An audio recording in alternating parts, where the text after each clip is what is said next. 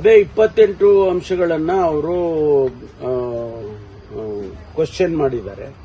ಅದನ್ನ ಮಾಡಿ ಅದನ್ನು ರಾಷ್ಟ್ರಪತಿ ಕಳಿಸಿದ್ದಾರೆ. ಅದು ಮುಂದೆ ನೋಡೋಣ ಏನಾಗುತ್ತೆ ಮುಂದೆ.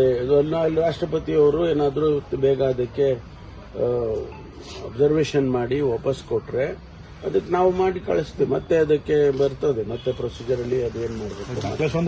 ಗವರ್ಮೆಂಟ್ ನಾವು ಪಾಠ ಕಲಿಸಬೇಕು ಅಂತಲೇ ರಾಜ್ಯಪಾಲರು ಈ ತರ ಮಾಡ್ತಿದ್ದಾರೆ ಅನ್ನೋದು ಪ್ರಶ್ನೆ ಉದ್ಭವ ಆಗ್ತಿದೆ ಸರ್. ನೋಡಿ, ನಾವು ಕಾನ್ಶಿಯಸ್ಲಿ ನಾವು ಆ ಹೇಟ್ ಸ್ಪೀಚ್ ಬಿಲ್ ಅಂತ ತಂದಿದ್ದೀವಿ. ಸುಮ್ಮನೆ ಏನೋ ಇದಕ್ಕೋಸ್ಕರ ತಂದಿದ್ದೀವಿ.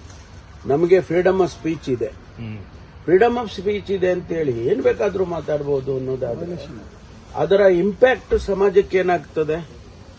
ಸಮುದಾಯಗಳನ್ನ ದೂಷಣೆ ಮಾಡೋದು, ಸಮುದಾಯಗಳನ್ನ ಅವ್ರ ಬಗ್ಗೆ ಮಾತನಾಡೋದು, ಇಂಡಿವಿಜುವಲ್ ಆಗಿರ್ಬೋದು, ಸಮುದಾಯ ಬಗ್ಗೆ ಇರ್ಬೋದು, ಆ ಮಾತುಗಳು ಸಮಾಜದ ಮೇಲೆ ಏನ್ ಪರಿಣಾಮ ಬೀರುತ್ತೆ ಅನ್ನೋದನ್ನ ಯೋಚನೆ ಮಾಡಬೇಕಲ್ವಾ.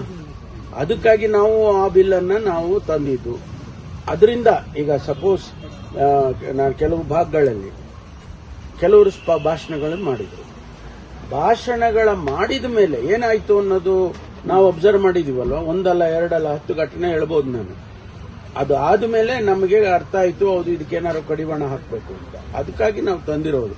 ಅದು ಸರಿ ಬೇಡ ಅಂತ ಹೇಳಿದ್ರೆ ನಿಮ್ಮ ಉದ್ದೇಶಗಳೇನಿದೆ? ಹಾಗಾದ್ರೆ ಯಾರನ್ನ ಏನ್ ಬೇಕಾದ್ರೂ ಬಯಸ್ಬೋದು ನೀವು. ಯಾರು ಯಾವುದೇ ರೀತಿಯಲ್ಲಿ ಬೇಕಾದ್ರೆ ಸಮಾಜದಲ್ಲಿ ಏನ್ ಬೇಕಾದ್ರೂ ಅಶಾಂತಿ ಆಗ್ಬೋದಾ?